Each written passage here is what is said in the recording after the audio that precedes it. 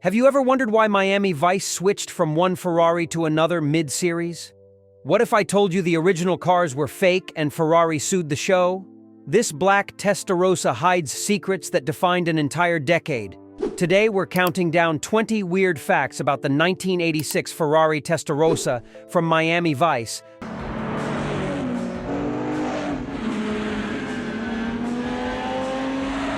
that even hardcore fans don't know. Number 20. The show actually used two different Ferrari models. Miami Vice's Ferrari story is more complicated than most fans realize. The show didn't start with the Testarossa. The first two seasons featured black Ferrari Daytona Spiders. Crockett drove these sleek convertibles through Miami's streets. But there was a massive problem. They weren't real Ferraris. They were replicas built on Corvette chassis by a company called McBurney. These fake Daytonas looked convincing on TV, but Ferrari wasn't amused. The Testarossa didn't appear until Season 3 in 1986. This mid-series change happened because of legal pressure, not creative choice. Number 19. Ferrari sued the show over the fake Daytonas. Ferrari's lawyers came after Miami Vice hard. The Italian company discovered the Daytonas were unauthorized replicas. McBurney had built them using Corvette components with fiberglass Ferrari-styled bodies. Ferrari claimed trademark infringement and design theft. They threatened legal action that could shut down production. Universal Television faced a serious problem. They couldn't continue using fake Ferraris without risking expensive litigation. Ferrari held all the leverage. The lawsuit forced Universal to make a deal.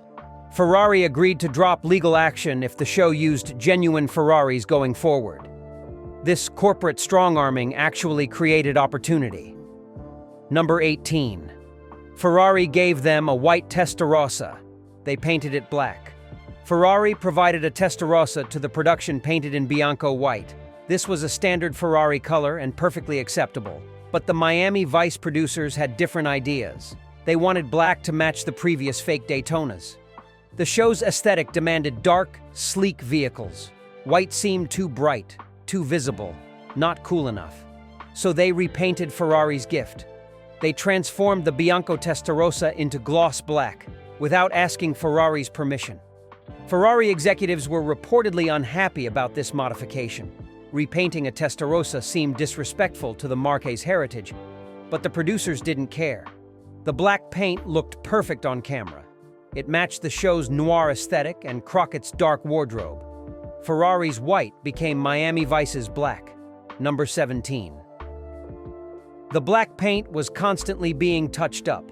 Maintaining that perfect black finish was a never-ending battle. Florida's brutal sun beat down on the car constantly. Film lights added more heat and exposure.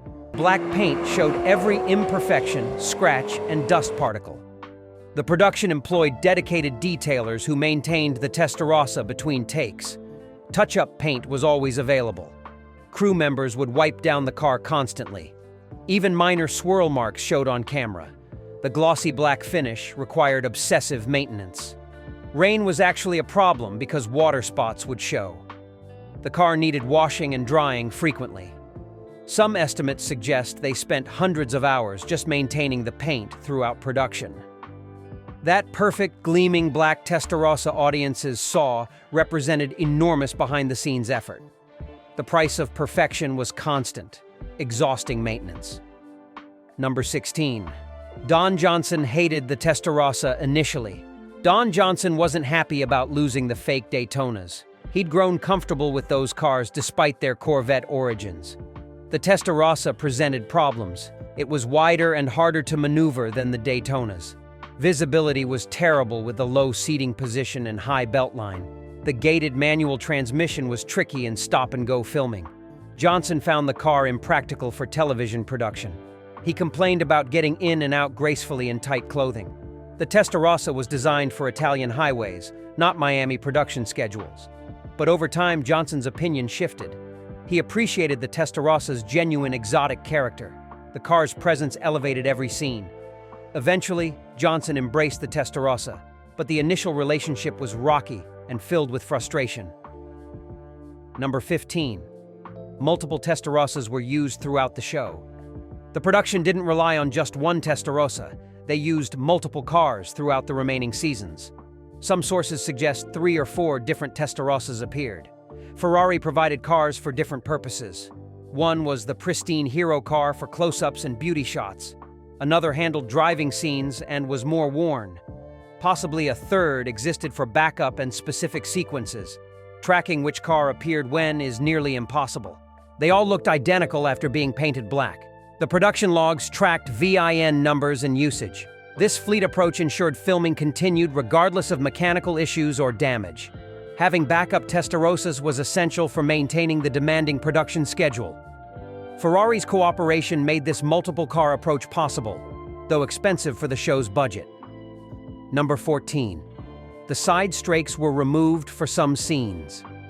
The Testarossa's iconic side strakes, those distinctive cooling vents, occasionally disappeared in scenes. These cheese grater vents defined the car's profile. But for certain camera angles, they created visual problems. The strakes could interfere with interior shots. They cast shadows that affected lighting. Sometimes they removed or modified the strakes for specific filming needs. Sharp-eyed viewers notice inconsistencies. Some shots show full strakes, others show partial or missing ones. This wasn't continuity error, but practical filmmaking.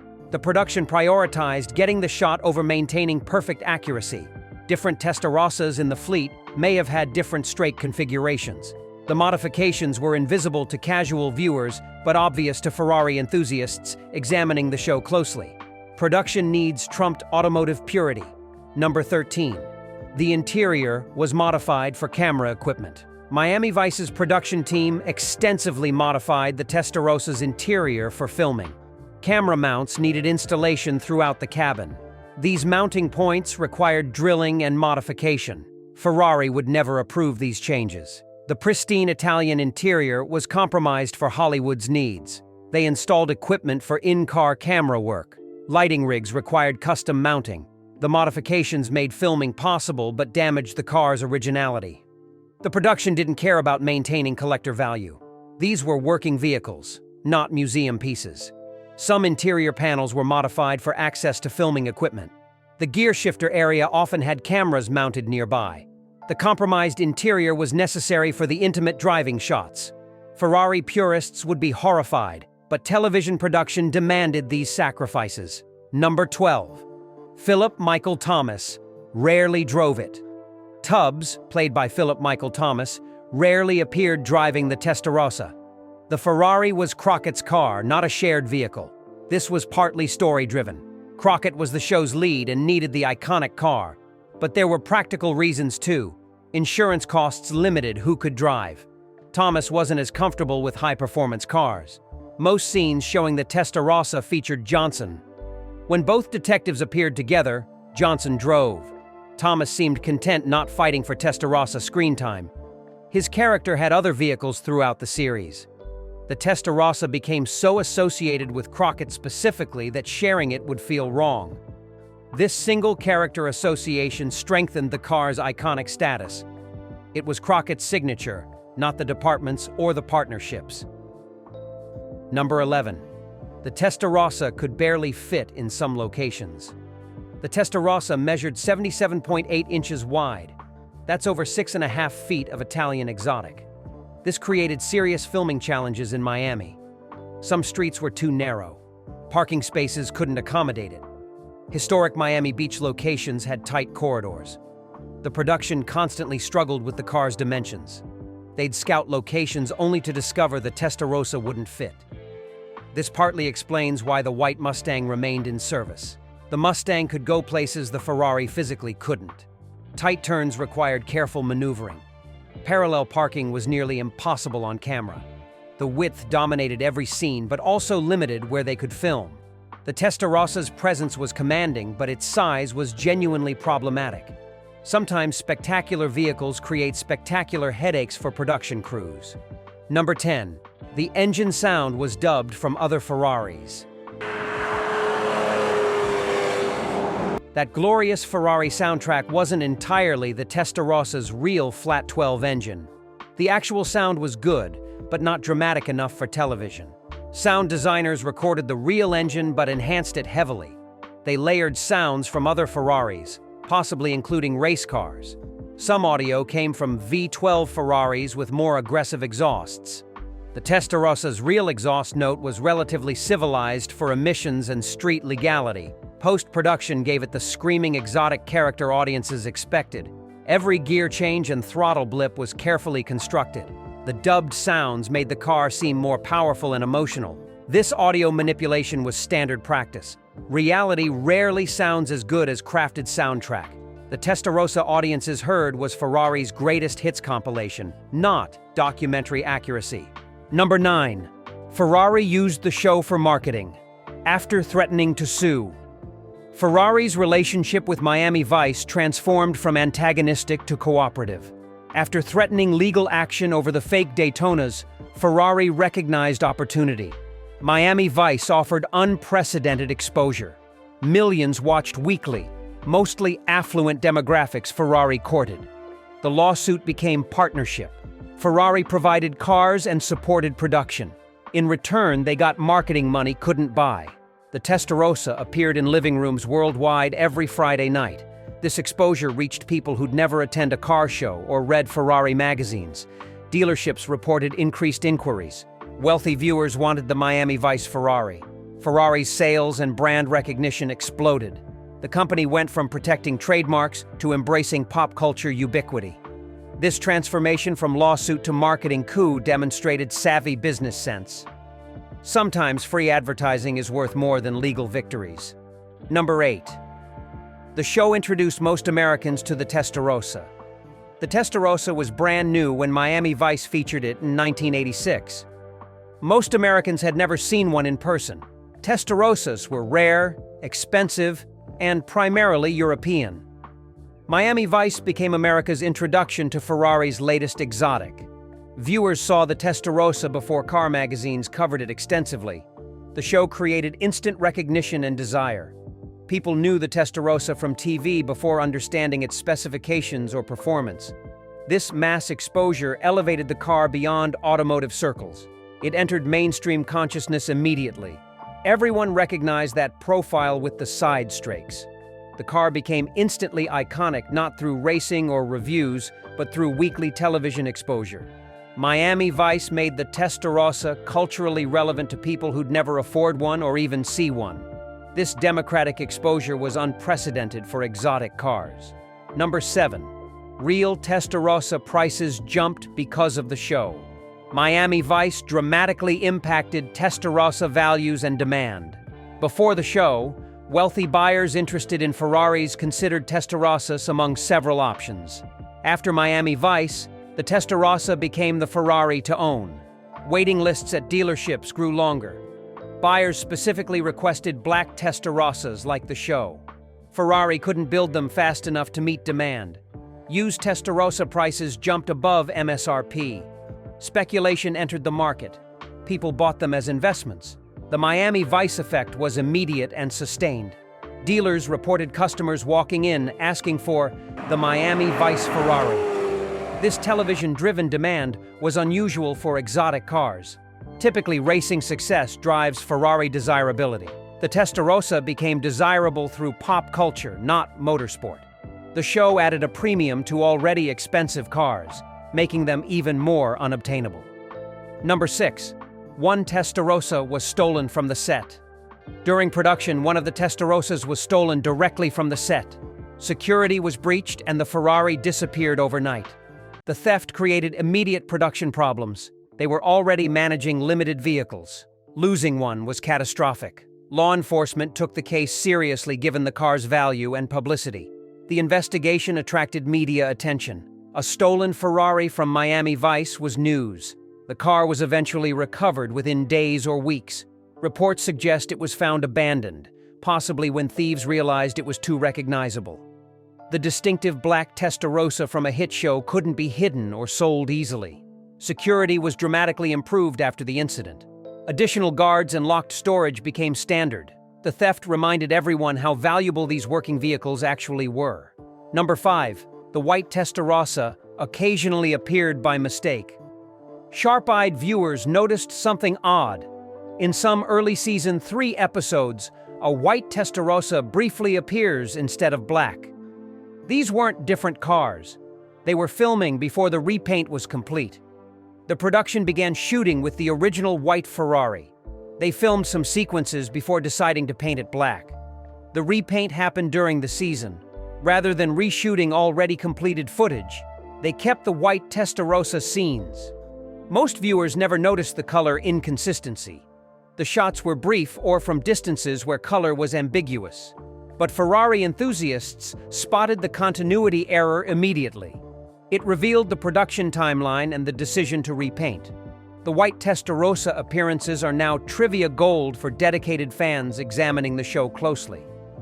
Number 4. Don Johnson later owned a real Testarossa. After Miami Vice ended, Don Johnson purchased his own Testarossa. His personal relationship with the car had evolved from frustration to appreciation. Johnson wanted to own the icon he'd made famous. He joined the exclusive club of Testarossa owners. His car wasn't one of the show vehicles, but a separate purchase. Johnson reportedly enjoyed driving it personally, away from cameras and production schedules. Owning a Testarossa connected him permanently to his most famous role. The car that annoyed him during filming became a prized possession. Johnson's ownership demonstrated how the Testarossa and Crockett became inseparable identities. Number 3. The show's Testarossas were sold after cancellation. When Miami Vice ended in 1989, Universal sold the production Testarossas. They didn't preserve them as studio archives. The cars were liquidated as used equipment. Different buyers acquired different vehicles. Some went to private collectors. Others entered the regular used exotic car market. Tracking their exact whereabouts became difficult. Some may have been repainted to original Ferrari colors. Others possibly retained the black Miami Vice look. Current ownership of the actual screen-used cars remains partially mysterious. Occasionally, someone claims to own the Miami Vice Testarossa. Authenticating these claims requires documentation and VIN verification. Number 2. It defined 1980s excess better than any other car. The black Testarossa became visual shorthand for the entire 1980s decade. It represented excess, wealth, style, and aspiration. More than just a TV car, it symbolized an era. When people reference 1980s culture, the Miami Vice Testarossa appears. It's in parodies, retrospectives, and period pieces. The car defined what success and coolness meant in that decade. Cocaine cowboys, Wall Street money, and Miami nightlife all connected to this image. The Testarossa transcended being a Ferrari. It became a cultural artifact representing a specific moment in American history. Pastel suits, synthesizer music, and that black Testarossa formed the decade's aesthetic trinity. No other car captures 1980s spirit as completely. The Testarossa is forever frozen as the ultimate expression of that era's values and style. Number 1. It made the Testarossa more famous than any racing victory. Here's the ultimate irony. Ferrari built its reputation on racing success. Decades of motorsport victories defined the brand. But the Testarossa became famous through television, not racing. Most people who recognize the Testarossa have no idea of its performance credentials. They know it from Miami Vice. The show gave the car more exposure than all racing coverage combined. Friday night television reached more people than any Grand Prix. The Testarossa's fame came from pop culture, not motorsport. This bothered Ferrari purists, but thrilled marketing departments. The car transcended automotive enthusiasm to become mainstream iconography. And there you have it, 20 weird facts proving the best advertising comes from lawsuits and black paint. Which Ferrari era was better? Drop a comment, hit like, and subscribe for more TV car secrets. Stay cool, Miami style.